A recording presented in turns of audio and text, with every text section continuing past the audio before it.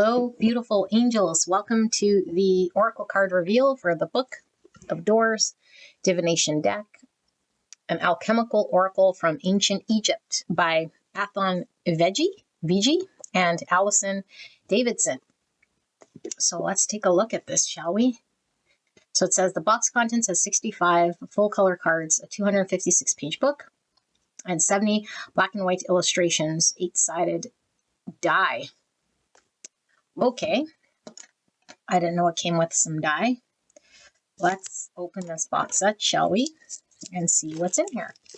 So my only concern when I bought these is that the cards look like they don't really have any sort of writing on them on the front side. So it might be difficult to channel unless you're well versed in what each of these cards are. And I don't have a whole lot of background when it comes to my Egyptian sort of knowledge. So this might be a little bit of getting used to, but let's see. So this is how it opens. Very cool. The Book of Doors Divination deck. Wow. You'd think that the cards would be big. They're tiny. And there's the dice. So let's see this ginormous book. Oh my goodness, it's ginormous. I'm pretty much buying a book here than anything. I don't know what this is. Numerology? Does this mean anything to you guys? I have no idea. I can't even speak to this, but look at the back. Okay, let's see. To all the Netiru, the miracle of soul singular thing. Cool. Acknowledgements, introduction, alchemy, sacred science of ancient chem, netter, number and sound. This talks about the netter, okay. And vowels, the art of divination, approaching the oracle, method of divining. There's that chart again with all those numbers. Oh my goodness, I gotta become a mathematician here to do your reading. The doors. Neteru. The netter of Neteru. Neteru has no number and does not belong to any family. It is an expression of the absolute, similar to the Brahman of Vedic tradition. Okay. Wow. So it goes on towards all of these divination doors. Okay, let's take a look at the card, shall we? So we have a dice, and it's just a bunch of numbers here.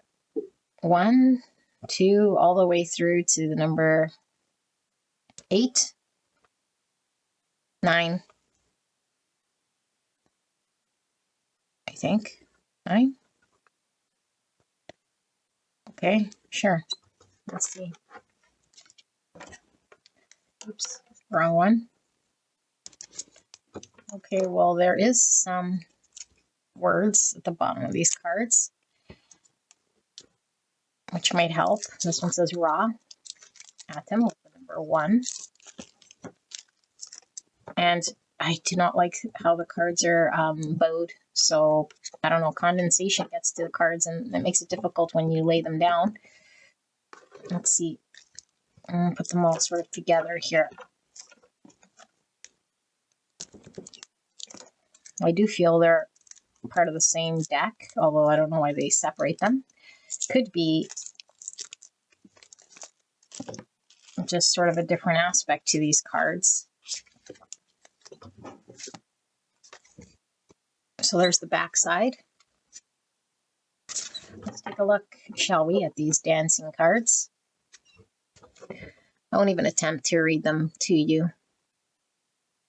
I don't know how to read these at all. Interesting. Kind of sad.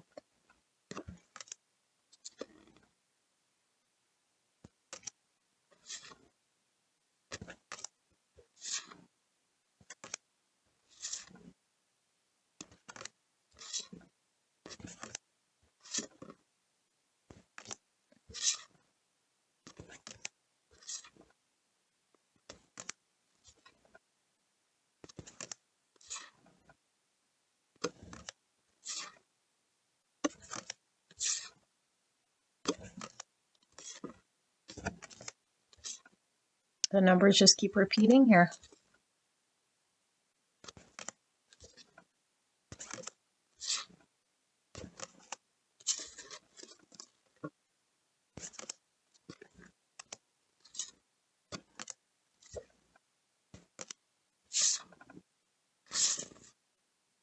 I think it just goes to the number 8, if I'm not mistaken.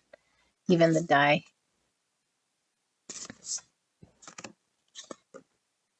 Okay, oops, 8, yeah. Okay, we're in the other pack now. Neteru. Nu. Nut. Hihut. Kiku. Interesting.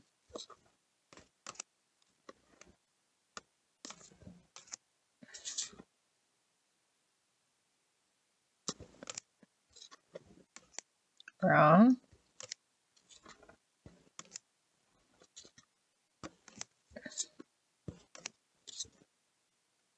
Up to number 8, back to 1.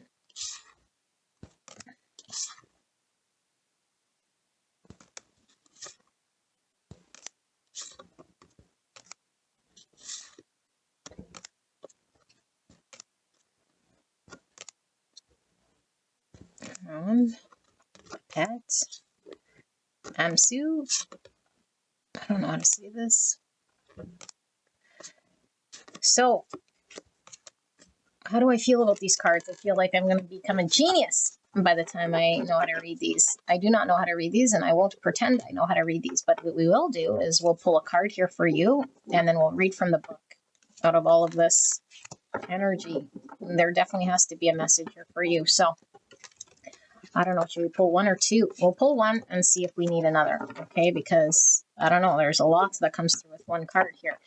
And so it might be enough information for you, but I feel like we need to get a good shuffle going here. So spirits, for the collective that's tuned into this reading, who's come here for their reading, please help me to channel this message as clearly and concisely as I can to deliver what they're needing to know energetically here. Please protect me and the viewer as I channel this message for the greatest and highest good of the collective.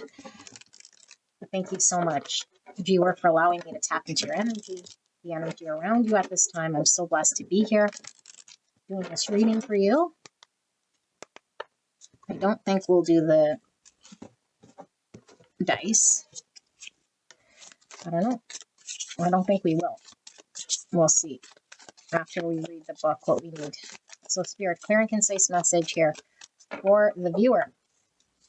Can we get 1 card so far with the most impactful messaging for the viewer? Thank you so much.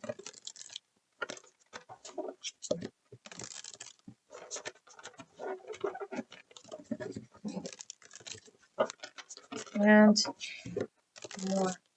Okay, let's pull it. 1 card.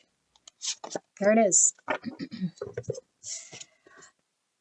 Atom, number 1 with Ra. Okay, let's see. What does the book have to say? How am I going to find this?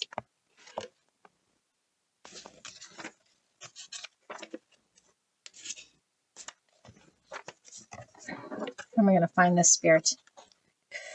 I don't know how these are grouped, but they're certainly grouped a certain way. Pet. Oh, okay, so they're all sort of under. Okay. Nef. Ta.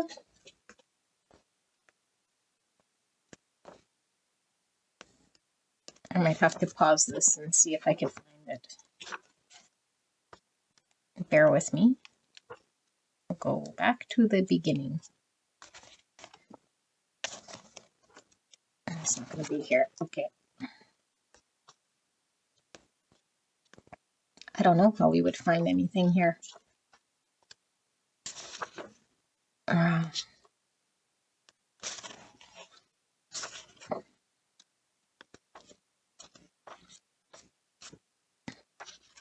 Interesting, the family of fire. Oh my goodness.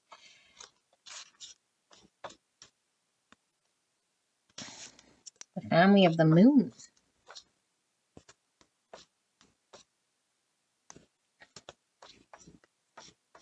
Ra, a family of the sun. So I think we're in the family of the sun energy. Yes, okay.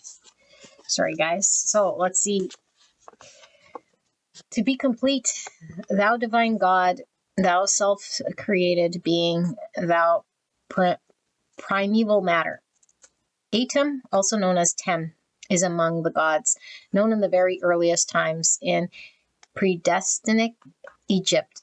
He was the powerful local god of Anu, the ancient city of Heliopolis. Before the priests of that city had grouped together the Neteru, who were to become the great company of the gods.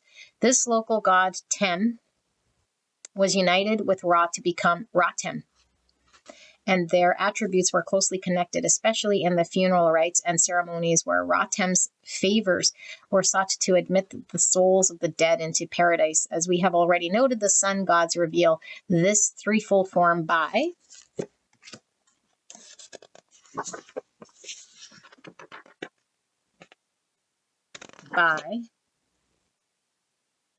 what?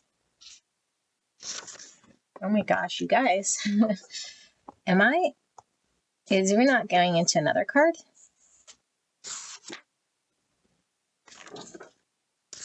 Oh my goodness, I almost crapped my pants here. Okie dokie. I was like, is this book just messing around with me or what? Okay, by saying I am Keeper Ra in the morning and Ra at the noonday and Tem in the evening. Budge, 1969. 1:352. Okay. In this form of Ra, Tem presents the power of the setting sun. As the boat of the setting sun, he appeared in Amenta to transport the souls of the dead. Atum is always shown as a man with a human head, quite distinct from the animal or bird-headed deities. As Osar, with the great god to die as human, Atum was the first living netter in human form. He is living and creating continuously. He is not the principle of death, although he is depicted as the black god, and this is emphasized in the verse, thou settest as a living being in the hidden place, Budge, 1969, 1:351. I say ratio, I don't know what that is. This is a ... Atum is the original impulse to create. He is the potential of creation, and the original form of his worship was phallic in the ancient sun temples. He both reveals his creative energy as the sun and conceals himself as the black god, united with his own shadow.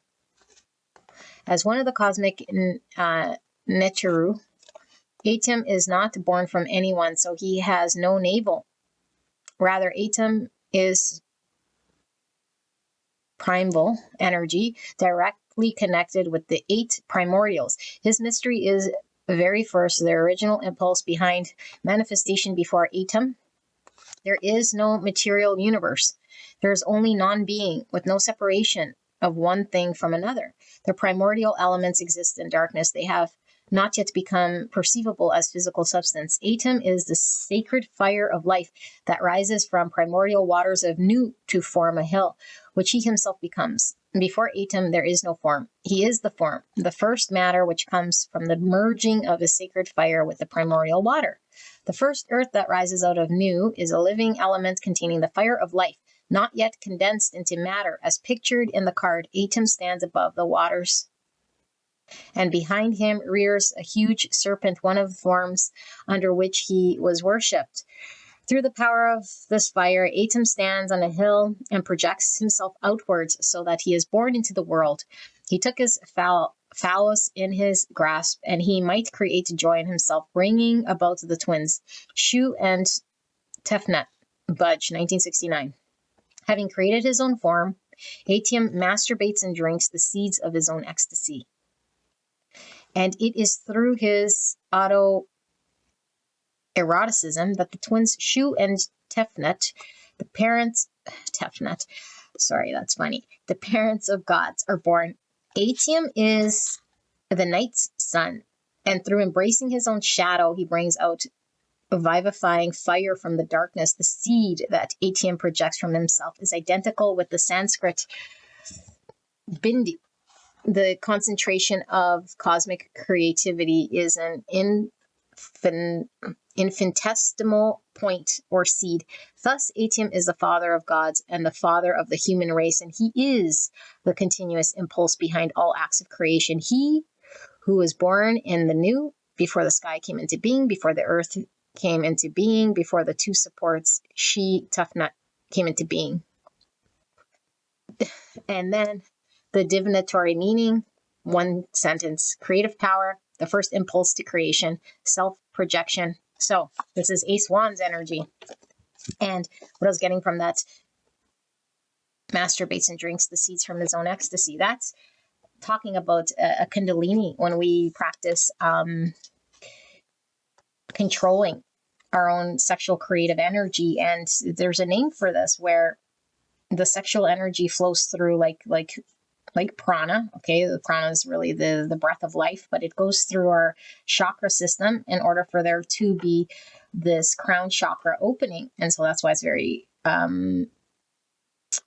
much practiced when we want to open up our crown chakra. We don't allow ourselves to reach a full orgasm here. And so, but the tasting of our own sort of seed here is, once it gets to the top, okay, once the sexual energy goes and flows all the way up, it is communicated that one can experience or taste like a sweet sort of taste in the back of their throat that comes through here. And they know that they're ready for a kundalini awakening or their crown chakra to open up here. Okay, instead of wasting sexual energy and orgasm here, because it's kind of like a reset to pushing forward and pushing up the spiritual energy that can go up through our crown chakra, or through our chakras to the crown chakra, as this kundalini awakens us. And so what's interesting here is it's talking about the power of oneness and us understanding that we are connected to everything. And so therefore we're creating from a different place of power. You know, we're not sort of in the sleepy state thinking we're sort of a victim to what's happening around us. We are the creator here. And so we are connected to one. We know we're extension to the creator, but our power is that similar to the creator. But I feel the self-projection thing here is with power, we can create out there a world that we want to see back to us. So I feel like you're in the prime state of manifesting. And I also feel there is some spiritual growth here with the kundalini, like the crown chakra opening, like tapping into the divine, meaning we're being open to receiving downloads and our spiritual gifts potentially here. And so you might want to look into, you know, practicing semen retention if you're a masculine, if you're feminine, just even sexual energy as a whole, in order for there to be spiritual growth here, because that is a practice that's required in order for there to be a kundalini experience, which is the energy flowing through here to awaken the serpents. Okay, but yeah, there's so much hidden meaning here. And I mean, one represents new beginnings and potential and opportunity. Okay, and so there is a potential here, opportunity, in order for there to be a creation. So that was interesting, you guys. I don't know. Well, there's a lot to read here. I probably won't use these for some time until I understand the power of what I'm reading here. Okay, but there's a lot of information here, very useful. If you are looking at, you know, ancient Egypt and what all these different sort of gods and all these different sort of beings represent here. So, oh, that's interesting. It talks about the major arcana here. So in the back, if you look, it talks about, you know, the Hierophant to the Lover. So each of those, and it could be that one of these decks was major and the other one was minor, potentially. I don't know, but Chariot, Justice, and they all have their Hangman. So it's kind of read like a tarot, potentially, and then the World and the Fool. So what would that look like then? I mean, they all have numbers at the bottom. True. I don't know. Anyway, I guess I'd have to go through and, yeah, they all go up to number 8, so I don't see any 22 or 20 or any of the major arcana here in any way. So I don't know what to tell you, but yeah, I don't know. They look like fun. The only complaint I have here is this wobbliness that I don't like. And yeah, so I'll leave this with you guys, beautiful angels. Thank you for joining me. I hope you guys enjoyed this as much as I enjoyed sharing it with you, and I'll see you at the next one. Bye-bye.